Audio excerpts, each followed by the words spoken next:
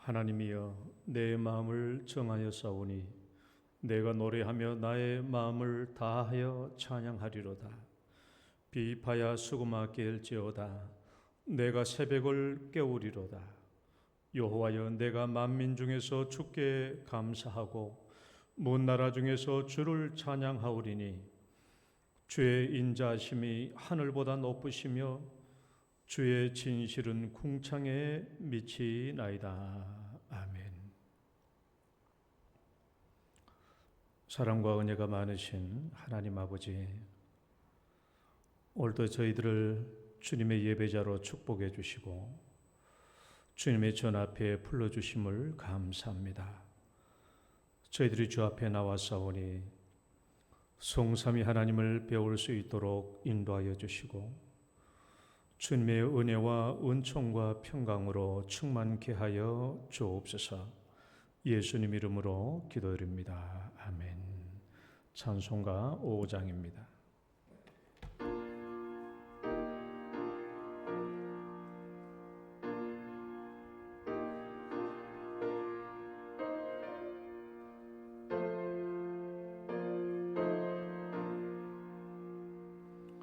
이 천지간 만물들아 복 주시는 주 여호와 전능 성부 성자 성령 찬송하고 찬송하세.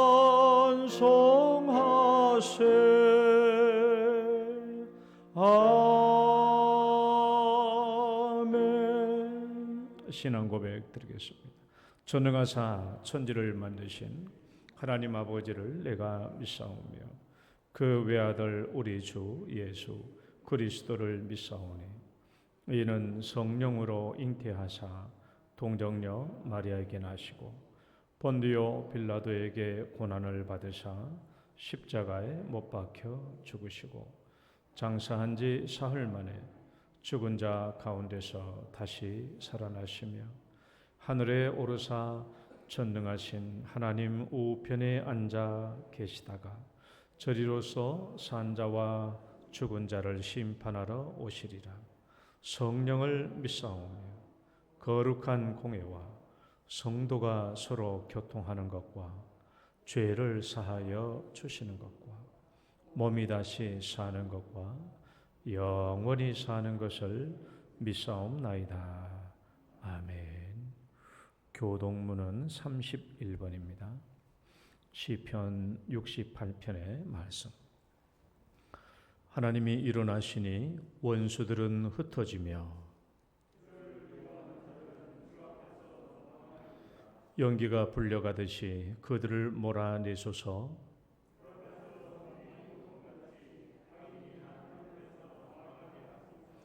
의인은 기뻐하여 하나님 앞에서 뛰놀며 기뻐하고 즐거워할지어다. 하늘을 타고 광야에 행하시던 일을 위하여 대로를 수축하라.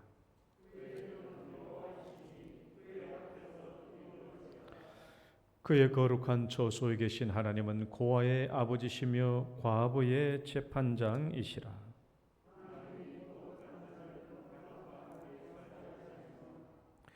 갇힌 자들은 이끌어내서 형통하게 하시느니라.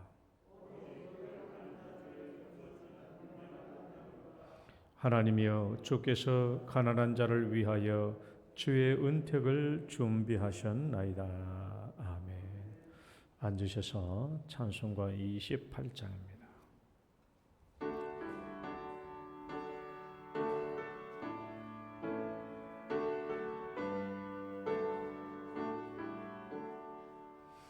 복의 근원 강림하사 찬송하게 하소서. 한량 없이 자비하심 증량할 길 없도다. 천사들의 찬송가를 내게 가르치소서. 구속하신 그 사랑을 항상 찬송합니다. 주의 크신 도움받아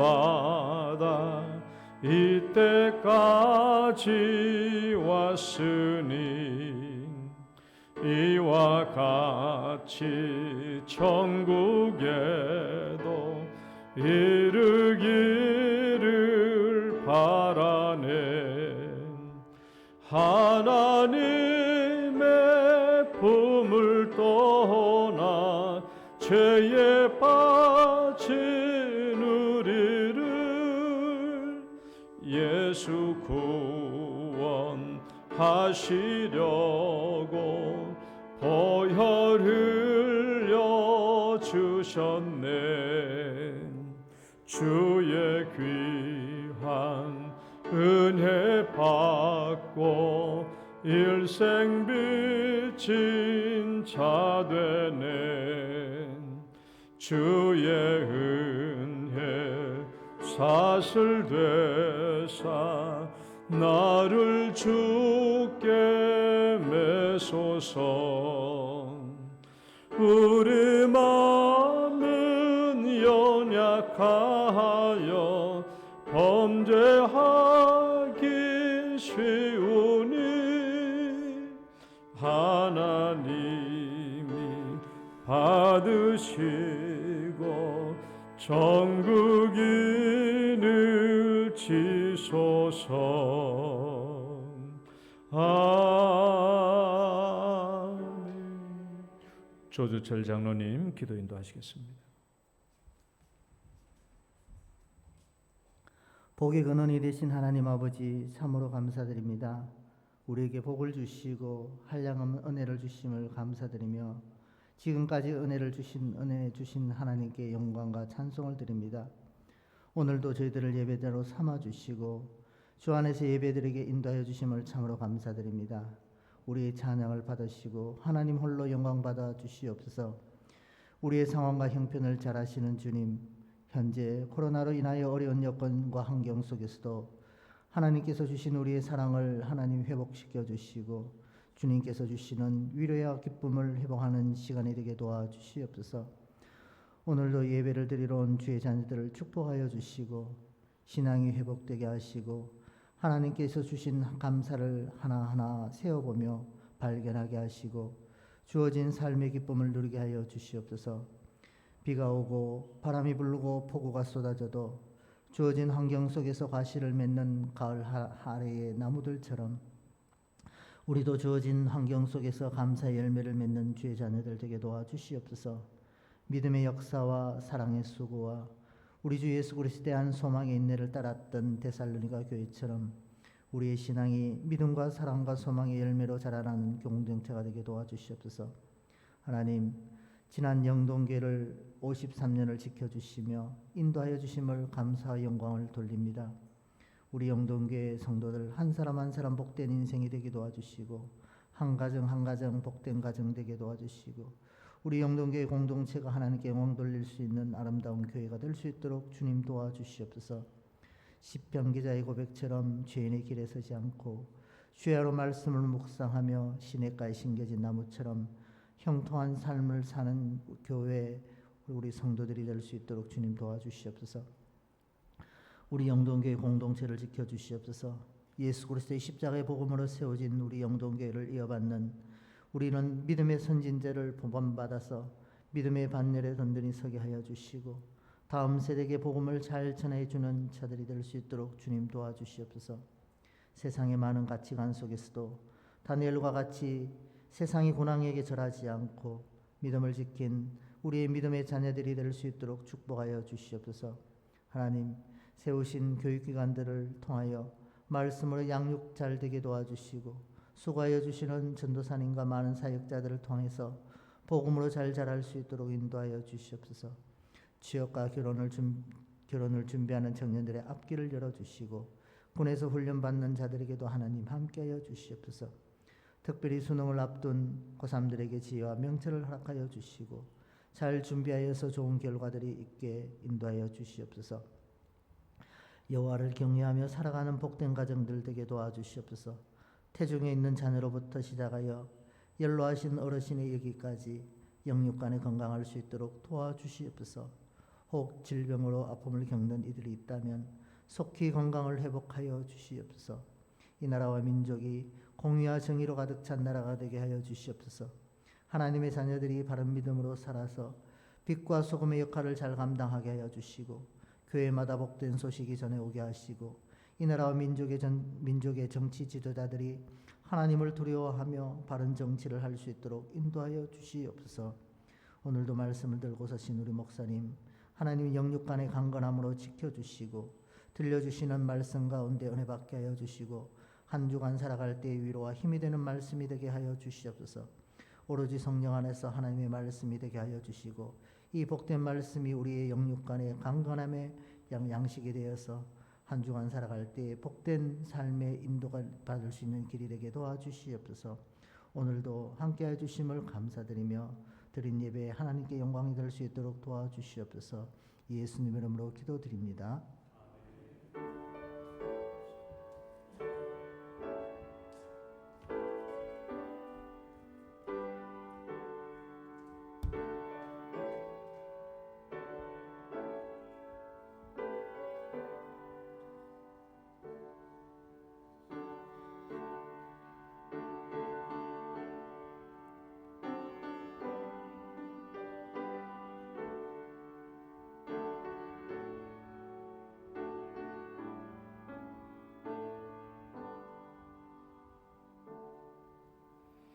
찬양 드리겠습니다. 주 예수 나의 당신이여.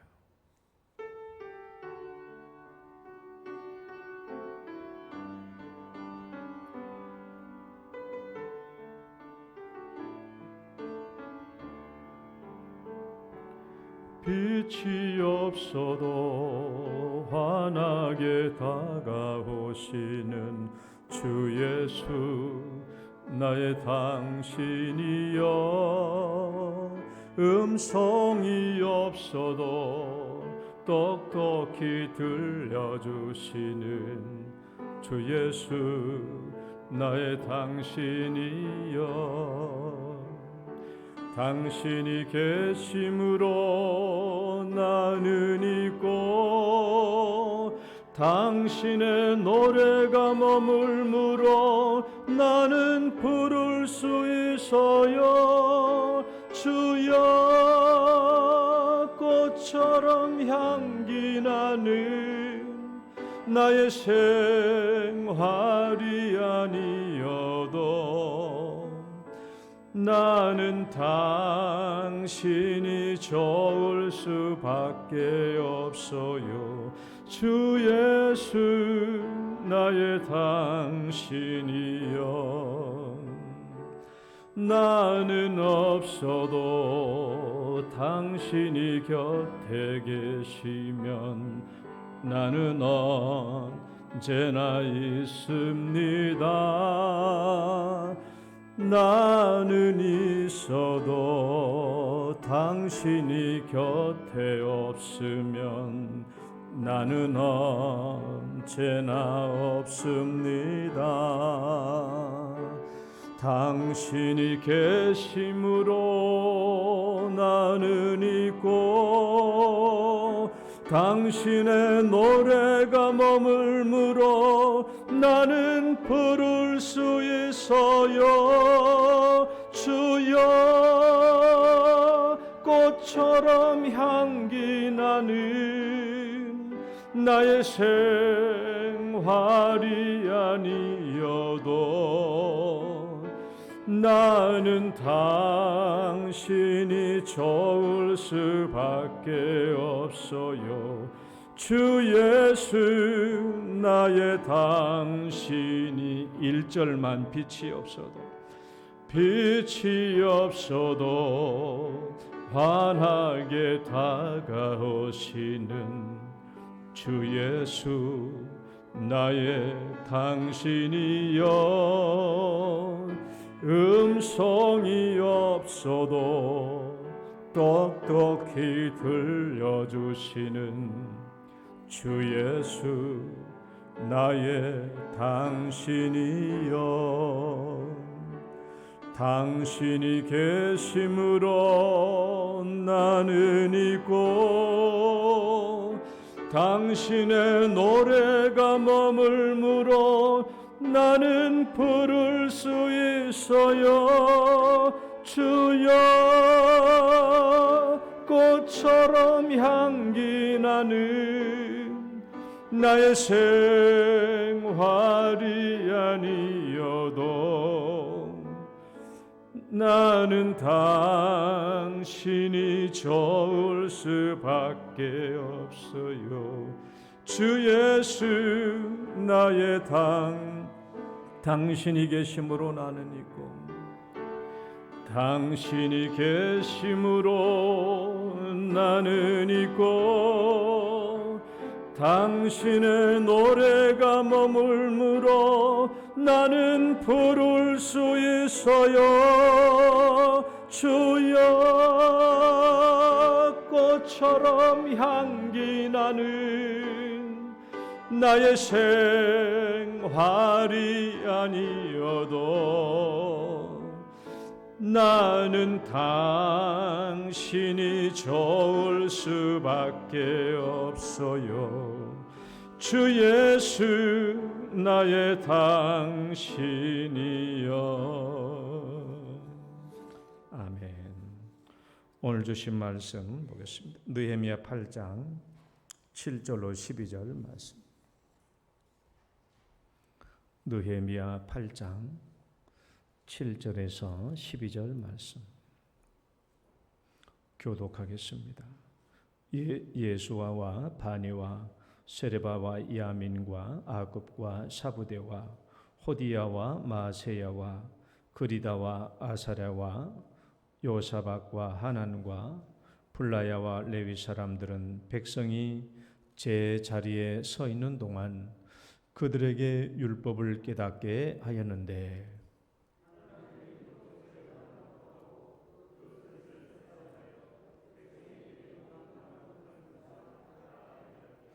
백성이 율법의 말씀을 듣고 다 우는지라 총독 느헤미야와 제사장 겸 학사 에스라와 백성을 가르치는 레위 사람들이 모든 백성에게 이르기를 오늘은 너희 하나님 여호와의 성일이니 슬퍼하지 말며 울지 말라 하고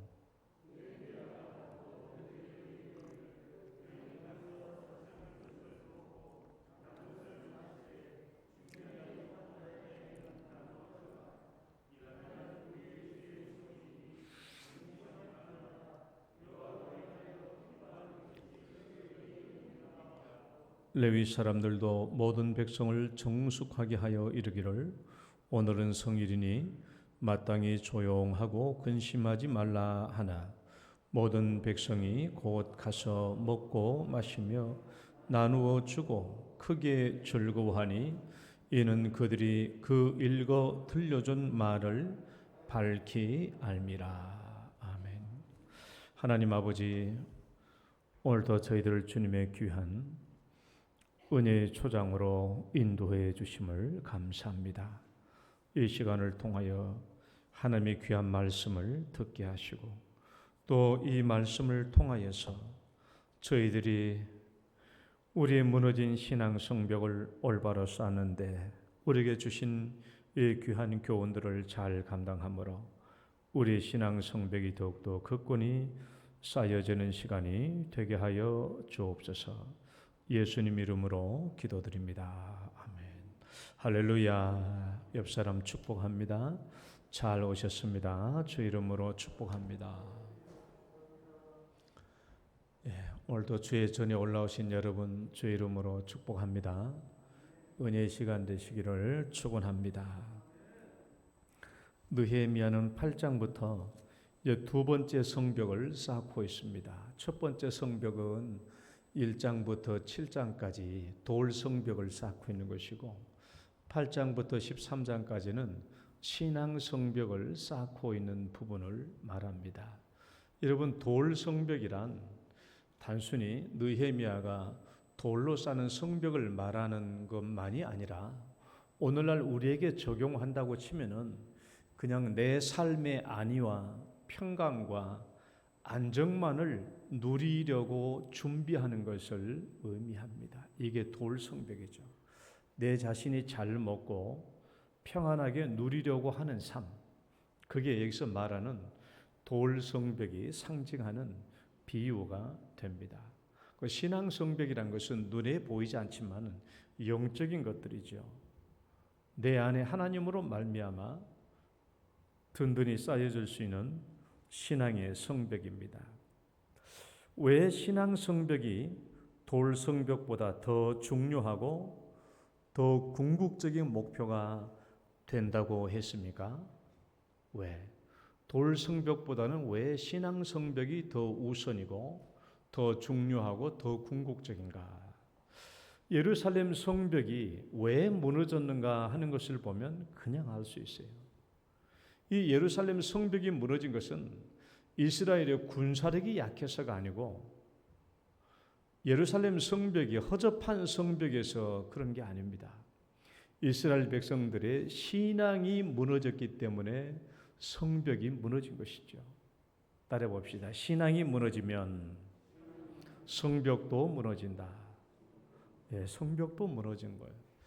예루살렘 성벽이 무너진 것은 이스라엘 백성들의 신앙이 무너졌기 때문에 성벽이 무너진 것입니다. 그러니까 우리는 성벽만, 돌 성벽만 잘 쌓으면 된다라고 생각하면 안 됩니다. 돌 성벽만 쌓아놓고 만족해서는 안 되죠. 더 중요한 것은 우리의 신앙 성벽을 굳건하게 쌓아야 합니다. 그러면 어떻게 해야 신앙 성벽을 잘 쌓을 수 있는가? 제가 지난 주간에 했던 설교 중에서 중요한 부분 3가지만 요약하도록 하겠습니다. 첫 번째, 신학 성벽 쌓기는 정직성의 문제이다. 제가 앞부분 읽으면 여러분은 뒷부분을 읽으시기 바랍니다. 신앙 성벽 쌓기는 신앙 성벽 쌓기는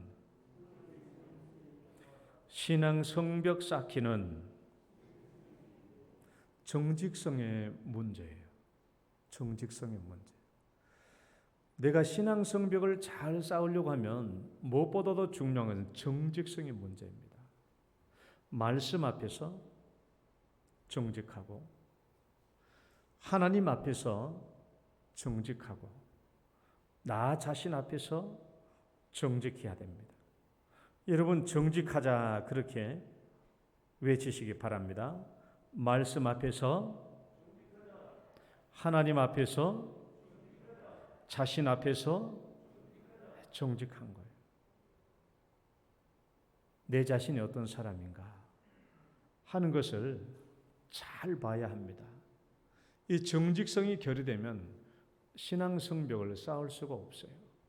우리가 흔히 하는 실수 중에 한 가지가 뭐냐 그러면 남의 눈에 있는 티를 빼내려고 애를 쓰는 거예요.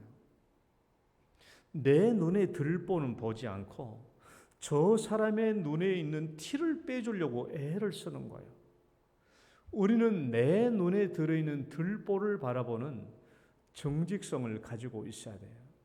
내 눈에 들보가 있는데 다른 사람의 눈을 티를 빼고자 하는 이런 실수를 저지를 것이 아니라 내 눈에 있는 들보를 바라보는 정직성을 가지고 있어야 돼요.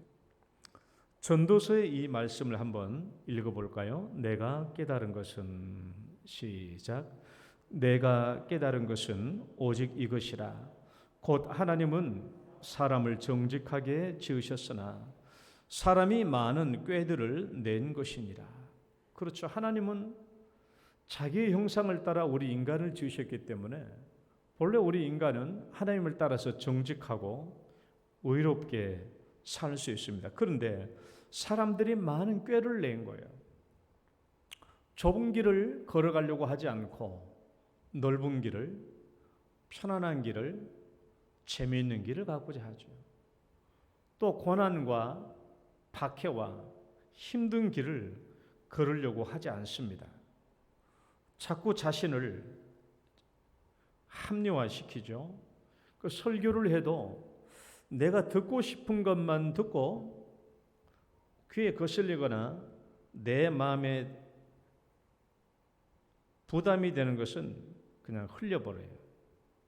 내가 듣고 싶은 것만 듣고 내 마음에 거슬리거나 내 마음에 부담이 되는 것은 흘려버려요. 이런 장꾀 때문에 우리의 신앙 성벽이 잘 쌓아지지 못합니다. 그러니까 정직성이 중요해요. 정직성이. 하나님이 요구하시는 대로 우리가 순종하면 누구든지 신앙 성벽을 쌓을 수 있죠. 결코 어려운 일이 아닙니다. 자, 두 번째, 신앙 성벽의 재료는 하나님의 말씀이다. 여러분은 뒤에 것을 외치시기 바랍니다. 신앙 성벽의 재료는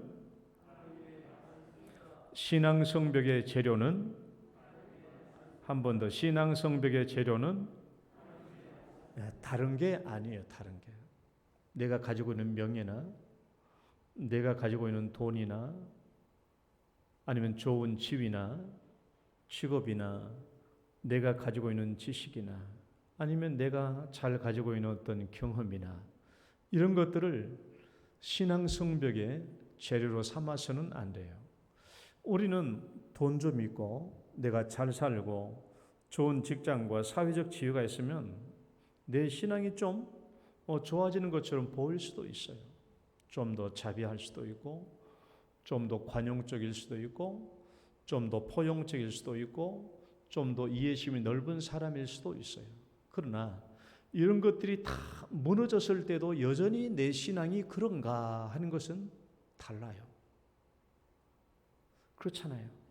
사람이 돈 좀 있으면 얼마든지 사람이 아이고 좀 이해력이 있고 포용력이 있고 사람을 감싸고 좀 자비하게 보일 수도 있어요. 그런데 돈이 한 푼도 없이 사업이 망하고 다 쫄딱 망해도 내가 이해심이 넓고 관용하고 포용적일 수 있나? 그건 다른 차원의 문제예요. 여러분, 하나님이 가장 자랑했던 사람이 누구죠? 욥이잖아요.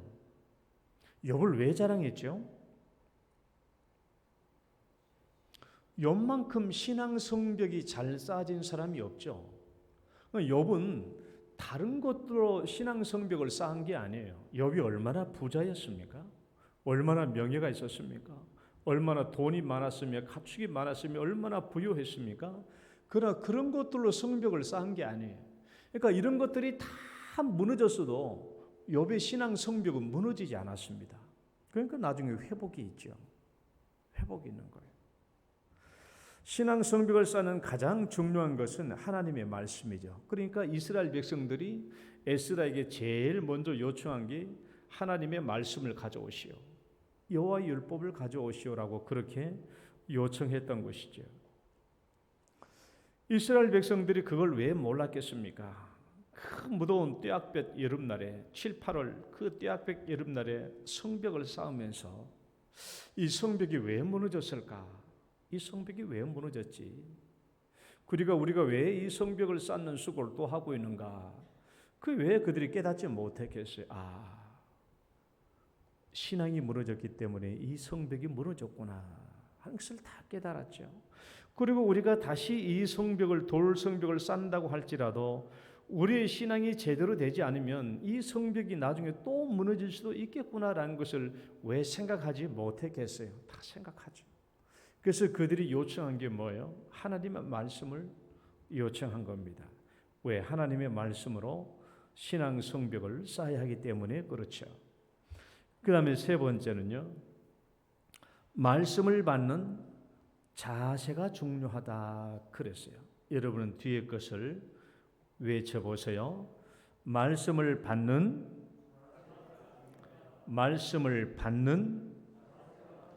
말씀을 받는, 이것은 아무리 강조해도 지나침이 없어요. 하나님의 말씀을 받아들이는 우리의 자세가 바르게 되지 않으면 말씀이 성벽의 재료가 되지 못합니다.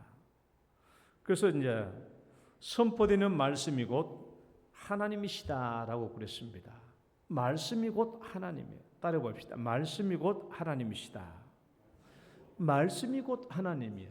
선포된 말씀이 곧 하나님입니다. 선포된 말씀이 곧 하나님이에요. 말씀과 하나님은 구분되는 게 아니에요. 하나님의 말씀을 무시하는 것은 하나님을 무시한 것 똑같아요. 아버지가 하는 말을 무시하는 것은 아버지를 무시한 거하고 똑같아요. 말씀과 그 주체는 구분되는 게 아닙니다. 두 번째는 말씀을 존중하는 자세를 가져야 돼요. 말씀 존중의 자세. 말씀을 존중해요. 이것이 하나님의 말씀이라면 그 말씀을 존중해야 돼요. 읽어봅시다. 나를 존중히 여기는 자를. 시작. 나를 존중히 여기는 자를 내가 존중히 여기고 나를 멸시하는 자를 내가 경멸하리라. 이런 말씀을 존중하시기를 축원합니다. 그러면 하나님도 우리를 존중해 주십니다. 세 번째는 선포되는 말씀에 귀를 기울여야 돼요. 말씀에 귀를 기울여야 돼요. 말씀에 귀를 기울인다는 것은 내 의지를 발동해서, 내가 의지를 발동해서 내 마음과 정신력을 집중하고 그 말씀의 의미를 따라가는 것을 말해요. 이게 귀를 기울이는 거예요. 의지를 발동해서 마음과 정신을 집중하고 그 의미를 따라가는 거예요. 이게 귀를 기울이는 겁니다. 네 번째로는 사람의 말로 받지 않고 하나님의 말씀으로 받아야 된다. 따라 봅시다. 하나님의 말씀으로 받자. 하나님의 말씀으로 받는 거예요. 사람의 말로 받으면 절대로 아멘이 안 돼요. 아멘이 안 되면 내가 그 말씀을 내 안에 받아들일 수가 없죠. 내 마음에 와닿지 않는 말씀으로 신앙 성벽이 쌓아질 수가 없죠. 그래서 데살로니가 교회가 그렇게 성숙한 교회가 된 것은 우리가 복음을 전할 때 사람의 말로 받지 않고 하나님의 말씀으로 받음이니 진실로 그러하도다. 그 말씀이 믿는 자 속에서 역사하느니라. 하나님의 말씀으로 받을 때 그 말씀이 내 안에서 믿는 자 안에서 역사한다라는 거예요. 하나님의 말씀으로 받을 때 우리는 아멘으로 응답할 수 있고 아멘으로 응답할 때 그 말씀이 내 안에 들어올 수 있는 것이고 내 안에 들어오는 말씀이 내 안에서 역사하고 내 안에서 역사하기 때문에 그 말씀이 내 신앙 성벽을 온전히 쌓을 수 있도록 돕지 않겠습니까? 예배 시간에 선포된 말씀도 똑같습니다. 이 시간도 선포되는 설교 시간 말씀도 똑같아요. 예배 시간은 하나님이 정하신 시간이고 하나님이 세우신 대언자를 통해서 말씀을 선포하는 시간이죠. 오늘도 전해지는 이 말씀을 사람의 말로 받으면 내가 예배를 드린다라는 게 아니에요. 예배 시간은 이 시간에 선포되는 하나님의 말씀을 하나님의 말씀으로 받아들인 것을 의미해요. 이 시간에 선포된 말씀이 한갓 인간의 말이다라고 생각되면 우리는 예배를 드리고 있는 게 아닙니다. 그냥 연사에 초청 강연에 들어 앉아 있는 거하고 똑같은 것이죠. 그래서 우리는 하나님의 말씀이 내 안에 역사하게 하려면 그 말씀을 하나님의 말씀으로 들어야 합니다. 그래야 말씀이 신앙의 성벽을 쌓을 수 있습니다. 오늘은 이제 본문의 말씀으로 쌓는 신앙 성벽, 오늘 본문의 말씀을 가지고 말씀을 깨달아야 한다라는 제목으로 함께 보려고 합니다. 말씀을 깨달아야 한다. 자, 여러분 뒤를 외치시기 바라요.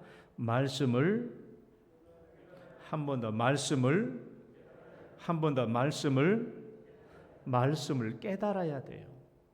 말씀을 깨닫지 않으면 내 귀에 흘려 지나갑니다. 말씀을 깨달은다는 말은 흘려 지나갈 수 있는 말을 내가 붙잡아서 내 마음으로 끌어내리는 것을 말하는 거예요. 그게 깨닫는 거예요. 정말 중요해요. 자, 하나님의 말씀이 곧 하나님이시다. 이 하나님의 말씀으로 성벽에 신앙 성벽에 재료를 쌓는다. 그래서 우리는 이 말씀을 존중해야 된다. 그리고 우리는 정직성을 가지고 이 말씀을 받아들여야 된다. 말씀을 받아들이는 자세가 중요하다. 예, 이런 것들 다 중요해요. 앞에서 말했던 것 다 중요해요. 그러나 이제 더 중요한 게 있어요. 더 중요한 것은 이제 이 말씀을 내가 깨달아야 되는 거예요. 깨달아야 신앙 성벽을 쌓을 수 있습니다. 깨달아야 돼요. 깨달아야 이 말씀이 내 신앙 성벽으로 쌓아질 수 있는 것입니다. 이제 이스라엘 백성들이 어떻게 이 말씀을 깨닫게 되었는가 하는 과정을 이제 살펴보도록 하겠습니다. 에스라에 의해서 선포된 하나님의 말씀, 우리 4절 말씀을 한번 같이 읽어봅시다. 4절 그때 시작.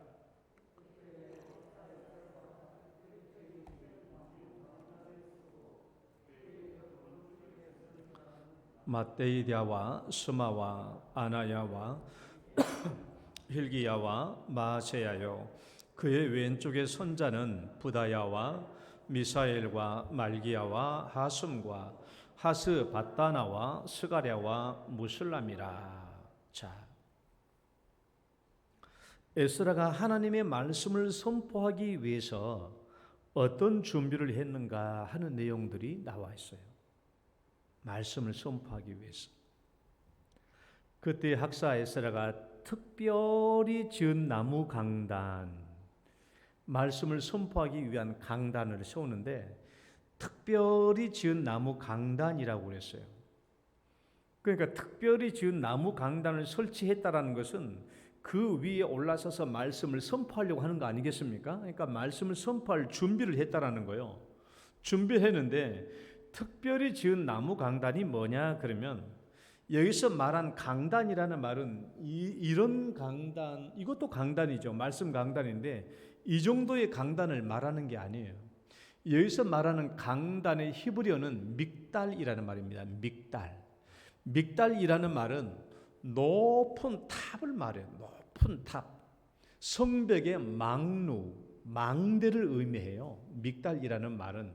그러니까 우리가 흔히 창세기 11장 보면 바벨탑을 쌓잖아요. 바벨탑 할 때 그 탑이 믹달이에요. 믹달. 그러니까 성의 높은 망루에서 파수 보는 그곳이 믹달이에요. 망두가 믹달이에요. 그러니까 이 강대를, 그러니까 높은 성루를 쌓았다는 말이죠. 그러니까 지금 에스라가 대충 이 정도의 강단을 만들었다는 것이 아니죠. 굉장히 높은 망대처럼 높은 나무 강단을 쌓았다라는 거예요. 그런데 오늘 말씀 보니까 몇 사람이 올라와야 돼요? 그 위에 오른쪽에 6사람, 왼쪽에 7사람, 에스라 합치면 14사람이에요. 14사람이 높은 망대 위에서 안정감 있게 설 수 있으려면 망대가 높기도 높지만은 길도 길고 양편으로 길고도 넓이도 넓다라는 거예요. 그게 굉장히 큰 거예요. 굉장히. 그러면 왜 이렇게 굉장히 높고 크고 넓은 강단을 만들어야 했을까요? 왜 이렇게 높은 강단을, 넓은 큰 강단을 만들어야 했을까? 당연하죠. 앞에 있는 사람들이 너무 많으니까. 지금 이스라엘 함께 모이는 이스라엘 백성들이 다 모이는데 너무 많으니까 높이 있어야 되잖아요. 높이 있어야 사람들이 다 보이잖아요. 그래도 말해도 좀 멀리까지 퍼질 수 있고, 그리고 앞에 서 있는 사람들도 말하고 있는 사람이 눈에 보여야 주의가 집중되고 잘 들을 수 있으니까. 그래서 이 말씀을 선포하기 위해서 굉장히 큰 치밀한 준비를 했다라는 것을 알 수 있어요. 일단 특별히 지은 나무 강단이라는 것이죠. 그런데 여러분, 오른쪽 편에 6사람, 왼쪽 편에 13사람, 가운데 에스라가 있어요. 이 13사람을 왜 올려놨을까요? 13사람을 왜 올려놨을까? 전시용으로 올려놨을까요? 이 사람들의 이름을 좀 제가 느헤미야에서 면면히 살펴본 결과 이 사람들의 이름은 일부는 제사장이고 일부는 방백들이에요. 방백들. 백성들의 대표. 일부는 제사장, 일부는 방백들이더라고. 이름을 찾아보니까. 그러면 이 사람들이 누구냐? 이스라엘 백성들의 대표들이죠. 대표예요. 그런데 이 사람들을 왜 올려놨을까? 이 사람들 왜 높은 강단에 올려놨을까? 성경에는 아무런 그런 해석될 만한 여지가 나타나 있지 않지만은 저는 추측해 본 결과 에스라가 하나님의 말씀을 선포하는 것을 돕도록 하기 위해서 이들을 올려보낸 거예요. 같이. 에스라는 나이가 들었습니다. 연로합니다. 그러면 창출 레민신 모세 오경을 선포하려고 하면은 그냥 뭐 작은 소리로 선포하면 안 되겠죠. 많은 사람들이 있으니까 최대한 큰 소리로 선포해야 되려고 한다면 이 연로한 에스라가 말씀을 선포하는 것은 쉬운 일이 아니에요. 그러면 이 하나님의 말씀을 에스라가 힘들면 이어받아서 말씀을 계속 선포할 만한 사람이 필요했죠. 그러니까 그 사람들이 여기는 13사람이에요. 그러면 이 13사람에는 아무나 올라올 수 있는 게 아니에요. 어떤 사람들이 돼요? 구약의 창출 레민신 모세 오경의 히브리어를 읽을 수 있는 사람이어야 돼요. 그러나 이 당시에 히브리어를 읽을 수 있는 사람은 극소수입니다. 소수, 적은 사람들. 그러니까 히브리어를 잘 읽을 수 있는 사람, 모세 오경을 낭독할 수 있는 사람이 올라와 있어요. 그러니까 모세 오경을 읽을 수 있는 사람을 미리 준비해 놨다는 겁니다. 에스라는. 그러니까 이런 모든 것을 보면은 에스라가 하나님의 말씀을 낭독할 수 있는 준비를 아주 세심하게 했다라는 것을 알 수 있죠. 특별히 높은 강단을 세웠다라는 거, 함께 말씀을 낭독해 줄 수 있는 이런 사람들을 준비했다라는 거, 그리고 이스라엘 함께 모이는 이스라엘 백성들이 가급적 주의 집중할 수 있도록 모든 환경을 준비해 놨다라는 거, 이 모든 것들이 하나님의 말씀을 깨닫도록 하기 위한 준비입니다. 준비. 그러면 이제 두 번째, 말씀을 선포한 목적이 뭐냐? 말씀을 선포하는 목적, 말씀을 깨닫도록 하는 거예요. 깨닫도록. 말씀을 선포한 목적, 그럼 여러분 깨닫도록 그렇게 힘차게 외치시기 바라요. 말씀 선포의 목적, 말씀 선포의 목적, 말씀 선포의 목적, 깨닫도록. 왜? 깨닫지 못하면 무용지물이에요. 깨닫지 못하면 무용지물이에요. 깨닫지 못하면 귀에 흘러 지나갑니다. 깨닫지 못하는 것은 귀에 흘려 지나가는 거예요. 깨달았다는 것은 귀에 흘려 지나가는 말씀을 내가 붙잡아서 내 마음으로 내려오는 것을 말해. 귀에 닿는 것을 얘기합니다. 에스라가 말씀을 선포하고 동시에 어떤 일을 했냐? 7절, 오늘 7절 읽었죠? 우리 7절 말씀 읽어봐요. 7절 예수아와 시작. 예수아와 바니와 세레바와 야민과 아굽과 사부대와 호디야와 마세야와 또 그리다와 아사랴와 요사박과 하난과 블라야와 레위 사람들을 백성이 제자리에 서 있는 동안 그들에게 율법을 깨닫게 하였는데, 말씀을 낭독함과 동시에 에스라가 함께 준비해 놓은 게 뭐냐 그러면 많은 레위 사람들을 앞에 서 있는 레위 일반 백성들 사이에 중간중간에 세워놓았다는 거예요. 레위 사람들을. 왜? 앞에서 선포된 하나님의 말씀을 레위 사람들이 받아서 중간중간에서 주변에 있는 이스라엘 백성들에게 깨닫게 해주기 위해서 그랬다라는 것이죠. 그러니까 레위 사람 한두 사람이 아닙니다. 이 많은 이스라엘 백성들 속에 레위 사람들을 구석구석에 배치해 놓은 거예요. 말씀을 깨닫도록 설명해 주도록 하기 위해서 레위인들이.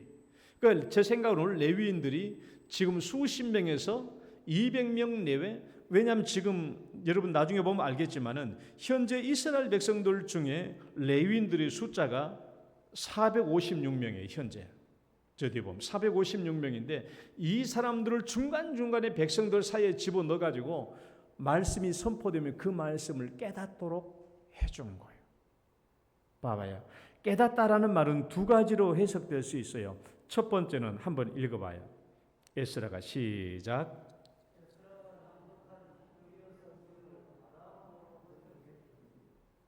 첫 번째는 어떤 의미냐 그러면 아람어로 번역해 주는 겁니다. 지금 높은 강단 위에서 에스라가 선포하는 하나님의 말씀은 히브리어예요. 히브리어. 히브리어인데 현재 앞에 말씀을 듣고 있는 이 청중들은, 백성들은 히브리어를 몰라요. 왜냐하면 바벨론 포로에서 70년 동안 포로 생활을 하면서 남의 나라에 가서 살면서 그 남의 나라 말을 쓰고 있거든요. 그게 아람어입니다. 그 아람어를 쓰고 있는 도중에 이제 바벨론 포로에서 예루살렘을 다시 귀환했기 때문에 이 사람들은 히브리어를 쓴 것이 아니야 아람어를 쓰고 있는 거예요. 아람어를 쓰고 있으니까 에스라가 낭독한 모세 오경을 히브리어로 낭독하면 알아들을 길이 없죠. 그래서 주변에 있는 레위인들이 그 말씀을 듣고 그 말씀을 현재 이스라엘 백성들이 쓰고 있는 아람어로 번역해 주는 겁니다. 설명해 주는 거예요.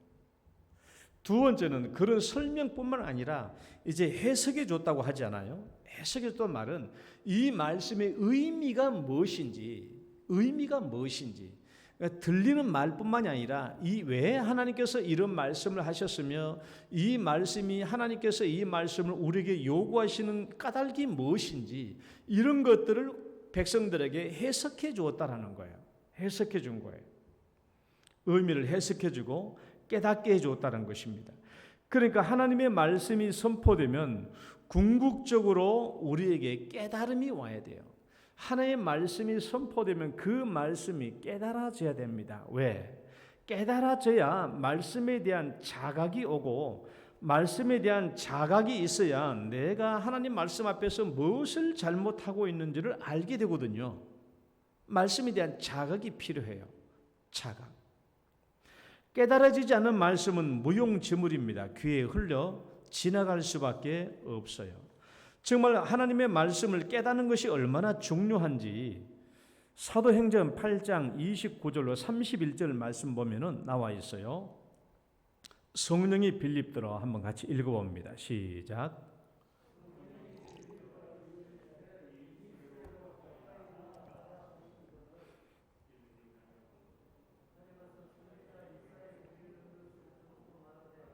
읽는 것을 깨닫느냐 대답하되 치도해 주는 사람이 없으니 어찌 깨달을 수 있느냐 하고 빌립을 청하여 수레에 올라 같이 앉으라 하니라. 이 말씀의 내용을 잘 알죠. 에디오피아 여왕의 국고를 맡은 고위 관리입니다. 네시가 예루살렘에 와서 절기를 지키고 돌아가는 중에 마차를 타고 가다가 이사야 53장을 읽고 있었는데 이 이사야 53장을 읽기는 읽어요. 읽기는 읽는데 이 말씀이 무엇을 의미하는지 그 뜻을 깨달을 수가 없었습니다. 그렇게 마차를 타고 가고 있는데 성령께서 빌립 집사에게 가서 저 마차로 가까이 나가라 라고 얘기합니다. 그래서 빌립이 가서 보니까 그 사람이 마차를 타고 가면서 성경을 읽고 있는데 그래서 그에게 말을 거는 거예요. 당신 읽는 것을 깨닫습니까? 읽는 것을 깨닫습니까? 라고 말하니까 네시가 뭐라고 말해요? 지도해 주는 사람이 없으니 내가 어찌 깨달을 수 있겠느냐? 못 깨닫는 거예요. 그래서 빌립이 올라가서 이사야 53장의 말씀을 가지고 예수님이 누구신지 깨닫게 해주고 그리고 난 뒤에 깨닫게 해주니까 나에게 세례를 베풀어 주시오라고 말하니까 빌립이 세례를 베풀어 주었죠. 만약에 에디오피아 네시가 아무리 이사야 53장을 읽는다고 할지라도 깨닫지 못했다라고 한다면 그는 구원을 못 받았을 것이고 예수님이 누군지 몰랐을 것입니다. 그러나 빌립이 깨닫게 해 주었을 때 그의 영안이 열렸고 그는 예수님이 누군 줄 알게 되었고 세례를 받고 구원을 받게 되었다라는 것이죠. 그러니까 말씀을 듣는 것뿐만 아니라 그 말씀을 깨닫는 것이 우리에게 얼마나 중요한 일인가 하는 것을 알 수 있죠. 말씀을 깨닫고자 하는 노력이 중요해요. 뭐 꼭 목사님을 통해서만 말씀을 깨달을 수 있냐? 아니죠. 아닙니다. 우리는 여러분 각자가 다 하나님의 말씀을 깨달을 수 있어요. 왜? 따라봅시다. 성령을 받았으니까. 다시 성령을 받았으니까. 성령을 받은 사람은 누구든지 하나님의 말씀을 깨달을 수 있습니다. 왜? 성령의 역사, 성령이 하시는 사역이 스승의 사역이거든요. 가르친 것을 기억나게 하고 깨닫게 해주시는 그 사역이 성령님의 사역이니까 우리가 성령을 받았기 때문에 이 말씀을 깨달을 수 있어요. 깨달을 수 있어요. 그러니까 우리는 하나님의 말씀을 깨달을 수 있는 준비가 다 되어 있는 사람이에요. 성령을 받았으니까. 우리가 성령을 받았기 때문에 우리는 스스로 하나님의 말씀을 깨달으려고 노력해야 돼요.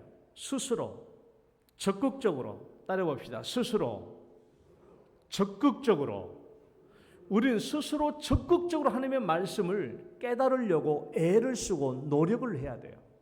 노력해야 돼요. 제가 몇 가지 노력을 얘기합니다. 첫 번째, 같이 읽어봐요. 첫째, 시작. 하나님께 묻고 질문하십시오. 여러분, 말씀을 깨닫기 위해서는 하나님께 묻고 질문하세요. 말씀을 읽을 때 내가 모르겠으면 이 말씀을 하나님께 묻고 질문하세요. 하나님, 이게 무슨 뜻이지요? 무슨 뜻입니까? 묻고 질문하세요. 그러면 하나님은 질문하는 자에게 반드시 대답해 주십니다. 묻는 자에게 하나님은 반드시 대답해 주시고 묻지 않는 자에게는 결코 대답하지 않아요. 질문한 자에게는 대답해 주시지 않는 것이 없고 질문하지 않는 자에게는 결코 대답하지 않아요. 하나님께 질문하세요. 하나님께 물어봐요. 하나님, 이게 무슨 뜻이죠? 그러면 가르쳐 주십니다. 안 가르쳐 줄 리가 없죠. 두 번째 우리가 해야 될 노력은 읽어봐요. 시작. 그 말씀을 묵상하십시오. 묵상. 그 말씀을 묵상해도 이 말이 이해가 안 되면 그 말씀을 계속 되새기면서 생각을 하라는 거예요. 이게 무슨 뜻이지?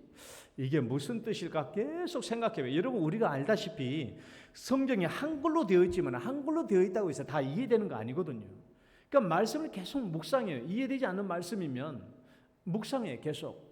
이게 무슨 말씀이지? 묵상하다 보면 계속 내가 일상생활에도 그 말씀을 붙잡히게 되다 보고 붙잡히게 되고 그러다 보면 어느 문득 그 말씀이 깨달아져요. 왜? 우리 안에 성령이 계시니까 깨닫게 해주시는 그 일을 해주시는 거거든요.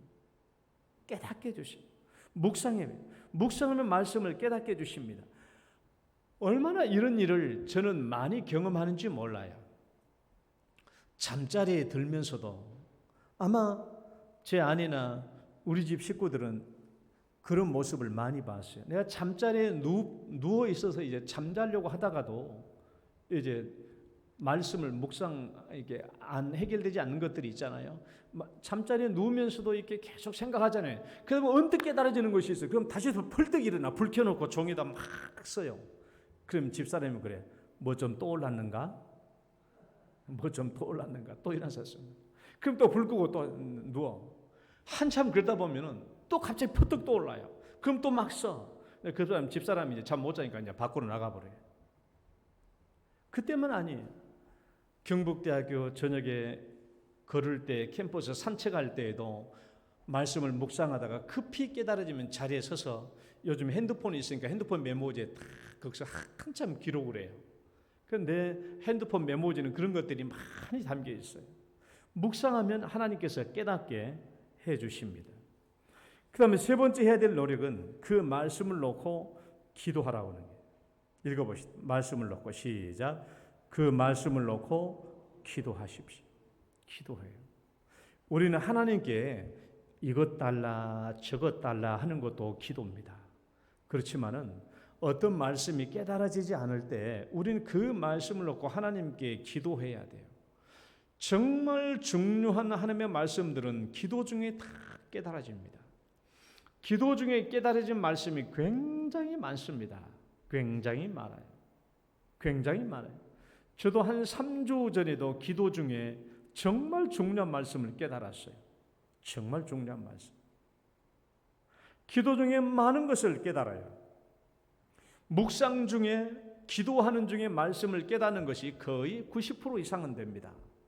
말씀을 깨달아야 돼요. 그 다음에 네 번째 읽어봐요. 시작. 그 말씀을 듣고 교회로 오십시오. 그 말씀을 들고 교회로 오라는 거예요. 말씀.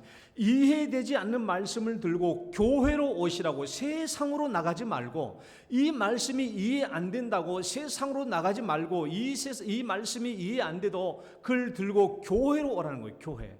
자, 시편 73편 17절 말씀 읽어봅니다. 시작. 하나님의 성소에 들어갈 때야 그들의 종말을 내가 깨달았나이다.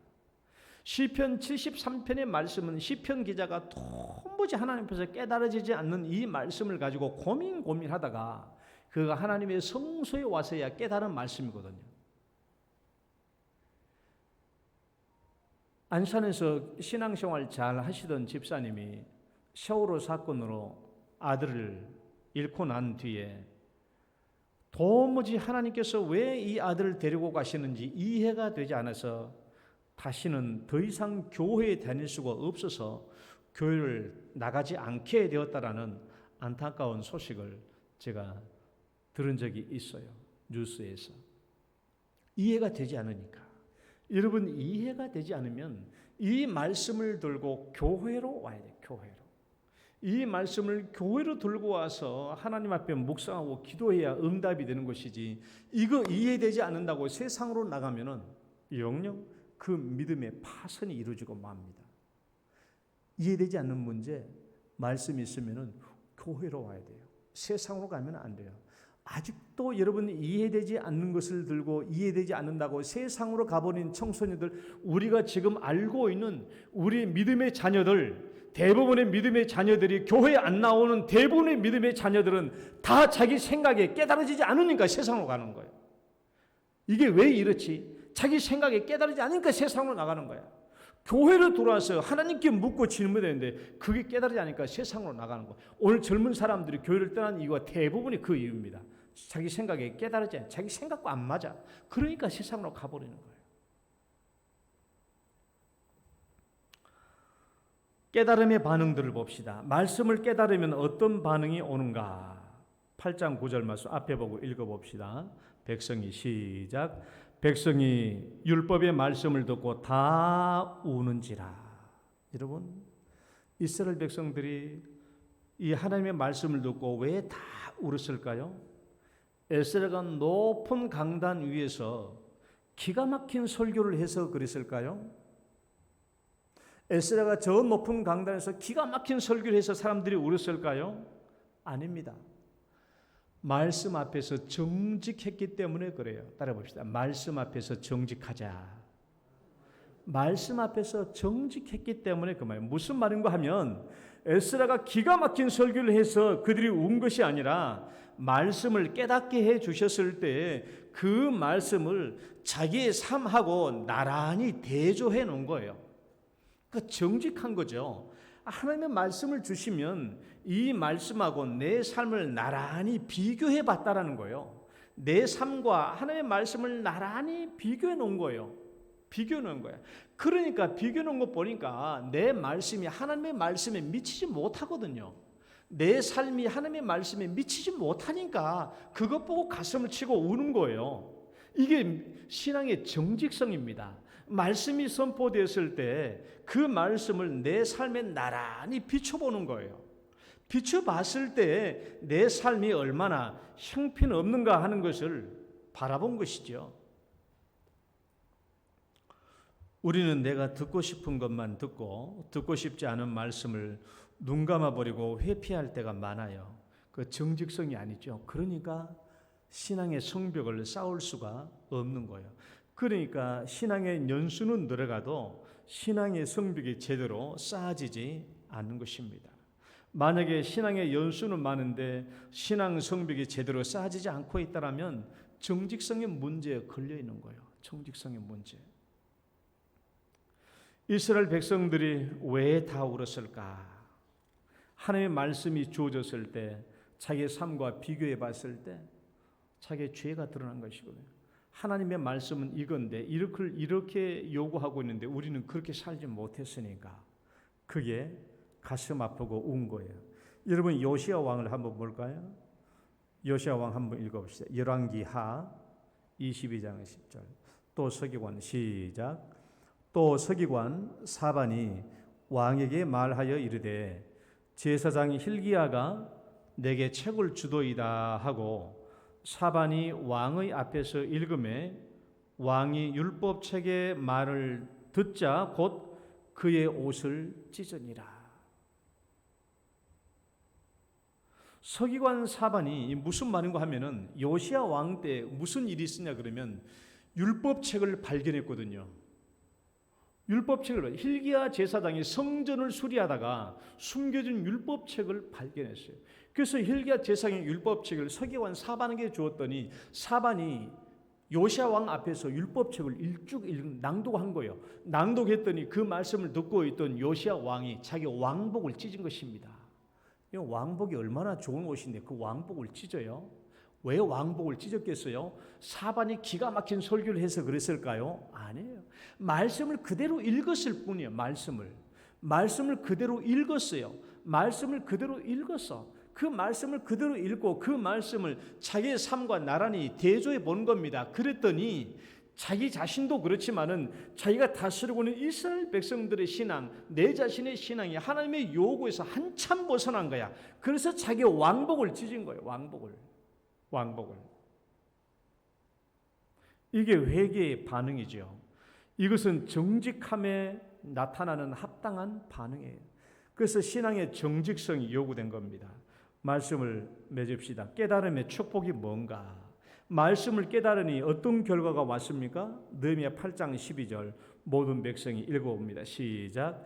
모든 백성이 곧 가서 먹고 마시며 나눠주고 크게 즐거워하니 이는 그들이 그 읽어 들려준 말을 밝히 알미라. 따라 봅시다. 밝히 알미라. 밝히 알았기 때문에 크게 즐거워하고 기뻐했다라는 거예요. 이런 말씀을 잘 깨달은 것만큼 기쁘고 즐거운 일이 어디 있습니까? 이런 말씀이 꿀송이처럼 달 때가 있었잖아요. 꿀송이처럼. 저는 하나님의 말씀을 읽을 때 꿀송이처럼 달았던 때가 제일 꿀송이처럼 달았던 때가 언제냐? 군대에서 내가 국군 춘천병원에 입원해가지고 신구약 성경 3번 반을 읽을 때, 내 국군 춘천병원에 6개월 가까이 입원해 있으면서 성경만 읽었어. 성경만. 얼마나 성경이 재미있는지 막 송이꿀보다 더 달았다. 말씀을 읽기만 읽으면 가가지고 옆에 있는 내 옆 침대에 있는 이 친구의 장명석인데 가가지고 막 말씀을 전하고 막 이 재밌으니까 말씀을 전하고 이 친구는 제발 좀 너 읽고 싶은 너 혼자 읽으라고 막 그렇게 처음 이러도 그날 또 이 말씀 읽고 또 말씀이 또 얘기하고 말씀이 얼마나 단지요. 한번 읽어봅시다. 주의 말씀이 시작. 주의 말씀의 맛이 내게 어찌 그리 단지요. 내 입에 꿀보다 더 단이다. 여호와의 말씀은 꿀과 송이꿀보다 더 달도다라는 이 말씀은 시편 몇 편에만 있다고요? 시편 19편 119편에 다 19로 끝나요. 119로 119편에 있고 19편에. 이 말씀이 얼마나 꿀송이처럼 단지 몰라요.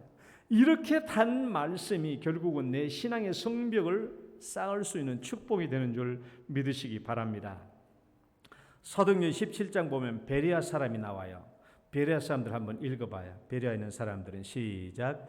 베레아에 있는 사람들은 데살로니가에 있는 사람들보다 더 너그러워서 간절한 마음으로 말씀을 받고 이것이 그러한가 하여 날마다 성경을 상고함으로 그 중에 믿는 사람이 많고 또 헬라의 귀부인과 남자가 적지 아니하나.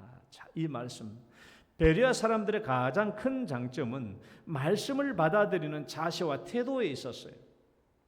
더 너그러워서. 옛날 성경은 뭐라고 기록되는지 좀 기억나요? 예, 더 신사적이어서. 영어 성경은 noble 그랬어요. noble. 더 고귀하고 noble 귀족적이고 그래. 그 더 너그럽다라는 말은 이게 우리나라 요즘 말로 번역하기 어려운 이유가 있어요. 더 너그럽다는 말은 헬라어로 보면 유게네스. 이 말은 좋은 혈통, 고귀한 혈통이라는 의미예요. 이 고귀한 혈통이란 말은 이 고대 사회 유기네스라는 말을 사용하면 금방 이해가 되는데 오늘날 우리 시대의 언어로 번역하면 영 의미가 안 통합니다. 왜냐하면 이 시대, 이 고대 사회의 좋은 혈통이란 말은 최고의 신분을 말해요. 최고의 신분. 그러니까 좋은 혈통을 지녔다는 말은 그 당시에 가장 존경과 명예를 인정받는 최고의 신분을 의미해요. 이 단어가 유게네스라는 말이. 고대 사회는 고귀한 혈통이 최고였습니다. 그래서 그 사람들은 어떤 사람들이냐? 좋은 혈통을 지녔다는 말은 더욱 너그럽고 항상 호의를 베풀고자 하는 마음을 가지고 있었고 포용적이면서 배타적이지 않는 성품을 지닌 사람들을 말해요. 고귀한 혈통이에요. 마음이 넓어요. 늘 호의를 베풀고자 하는 마음이 충만해져 있어요. 포용적입니다. 배타적이 않는 성품을 말해요. 그래서 오늘날 다른 성경들을 보면은 더 너그럽다, 또는 다른 성경은 더 수용적이다, 또 다른 성경은 더 개방적이다라는 말로 번역하기도 합니다.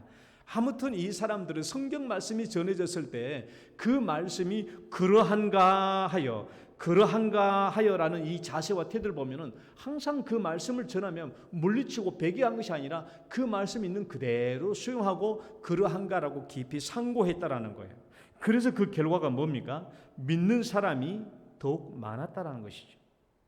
이 말씀을 그러한가 하고 더 수용했을 때 믿는 사람이 훨씬 더 많았다라는 거예요. 여러분, 하나님의 말씀을 깨닫고자 했을 때 그 결과가 믿는 사람이 많아졌다고 한다면 다른 영역에 있어서도 훨씬 더 많은 축복이 올 수 있지 않겠습니까? 구원만 올 뿐만 아니라 다른 영역에 있어서 얼마든지 많은 축복들이 올 수 있죠. 예수님의 이 말씀을 보고 우리 한번 마쳐봅시다. 깨닫는 자의 축복. 아무나 천국 말씀을 듣고 시작. 아무나 천국 말씀을 듣고 깨닫지 못할 때는 악한 자가 와서 그 마음에 뿌려진 것을 빼앗나니 이는 곧 길가에 뿌려진 자요 좋은 땅에 뿌려졌다는 것은 말씀을 듣고 깨닫는 자니 결실하여 어떤 것은 100배, 어떤 것은 60배, 어떤 것은 30배가 되느니라. 이런 말씀을 듣고 깨닫지 않으면 이것은 누가 빼앗아간다고요? 사탄이 빼앗아간다고. 사탄이 그대로 가져가는 거예요. 말씀을 듣지 않으면 이 말씀을 그대로 내가 사탄에게 헌납하는 것과 똑같습니다. 그러나 이 말씀을 깨달으면 내 마음이 좋은 마음밭이 될 뿐만 아니라 30배, 60배, 100배의 결실을 깨닫는 거예요. 여러분, 우리가 말씀의 성벽을 제대로 세우지 않으면 사탄이 내 안에 수시로 들락거리면서 내가 받아 누려야 될 하나님의 축복을 약탈해 갑니다. 내 신앙 성벽이 제대로 쌓아지지 않으면 틈새로 수시로 사탄이 들락들락하면서 내가 마땅히 받아 누려야 할 하나님의 축복을 약탈해 가는 거예요. 그래야 신앙 성벽을 잘 쌓아야 돼요. 30배, 60배, 100배 결실을 얻으려면 말씀을 듣고 깨달아야 돼요. 여러분, 오늘도 선포된 말씀을 듣고 나는 정말 하나님의 말씀, 신앙의 성벽을 쌓고자 노력하고 있는 사람인가? 노력하고 있는가? 살펴보시고, 그럼 나는 어떤 노력을 해야 될 것인가 하는 것을 한번 여러분 자신들이 깨달아 보시고 그것을 실천하셔야 돼요. 그래야 믿음의 신앙의 성벽을 잘 쌓고 하나님의 믿음의 축복을 누리게 될 줄 믿습니다. 하나님 아버지, 오늘도 저희들을 불러주시고 또 인도해 주심을 감사합니다. 말씀을 듣고 우리의 믿음과 신앙의 성벽이 굳건하게 쌓여지게 하시고 하나님께서 우리에게 주신 바 약속된 축복들을 풍성하게 누리며 살게 하여 주옵소서. 예수님 이름으로 기도드립니다. 아멘. 찬송가 200장입니다.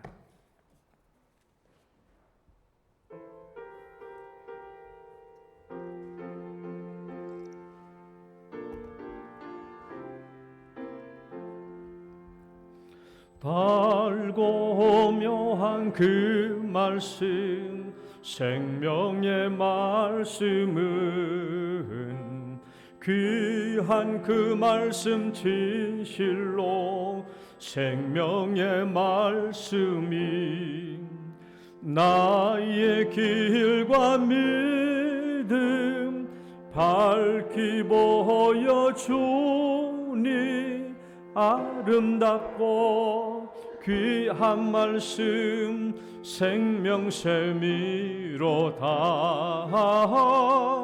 아름답고 귀한 말씀 생명샘이로다.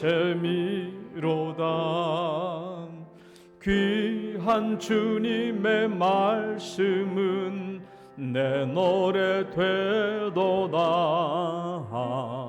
모든 사람을 살리는 생명의 말씀을 값도 없이 받아 생명길을 가니 아름답고 귀한 말씀 생명샘이로다. 아름답고 귀한 말씀 생명샘이로다. 널리 울리어 퍼지는 생명의 말씀은 마음의 용서와 평안을 골고루 주나니. 다만 예수 말씀 받아 복을 받네. 아름답고 귀한 말씀 생명샘이로다. 아름답고 귀한 말씀 생명샘이로다. 아멘.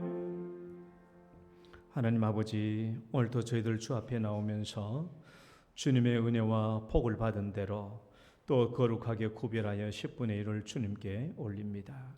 이 11조 예물로 하나님 큰 영광을 받아주시고 저희들이 주님을 경외하고 사랑하여 드리는 것이오니 주님께서 이 기쁨과 영광을 받아 주옵소서. 또 11조 예물을 드리는 가정마다 그들의 가정과 함께 해주시고 그들의 가정 창고가 넘치게 하시며 그들의 사업장과 직장에 그 더 큰 복을 얻도록 복을 베풀어 주옵소서. 아버지 하나님, 또 감사 예물 올립니다. 또 하나님 1,000번째 예물도 올립니다. 이 모든 예물들 기억해 주시고 우리 하나님 기뻐 받아 주옵소서. 성교 구제 모든 예물 위에도 함께하여 주시고 제목마다 하나님의 영광 나타나게 하여 주옵소서. 오늘도 주 앞에 나와서 머리 숙이며 예배 드리는 사랑하는 모든 성도들, 하나님께서 그 심령마다 찾아가 주셔서 그들의 간절한 기도의 제목들을 들어주시고 응답하여 주옵소서. 병 중에 있는 사랑하는 성도님들, 병원 중에 계시는 성도님들, 연약하여 집에 머물고 계시는 성도님들, 한결같은 은혜로 축복해 주시고 강건케 하여 주옵소서. 예수님 이름으로 기도드립니다. 아멘.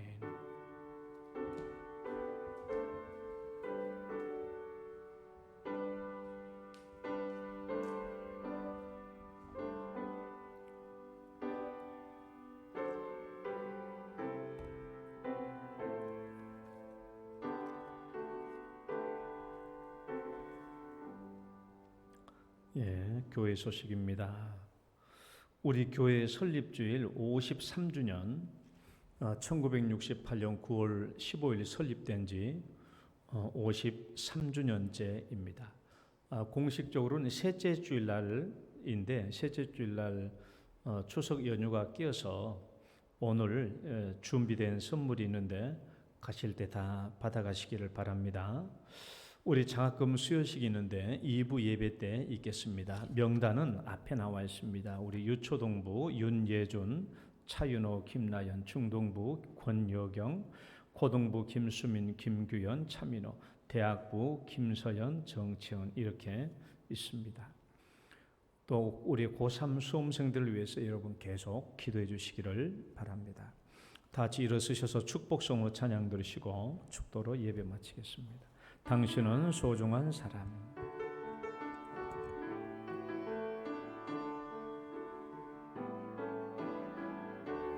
당신은 소중한 사람. 당신은 존귀한 사랑, 이 세상에 하나뿐인 당신은 내겐 너무나도 소중한 사랑. 그런 당신을 사랑해요. 그런 당신을 축복해요. 사랑받기에 합당한 당신을 주의 이름으로 사랑함, 주의 이름으로 축복합니다. 주의 이름으로 축복합니다.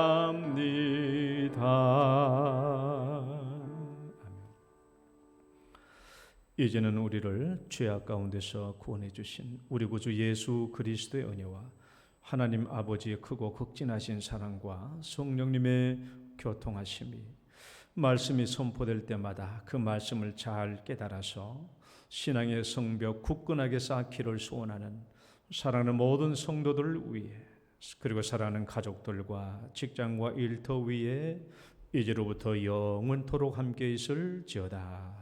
아멘.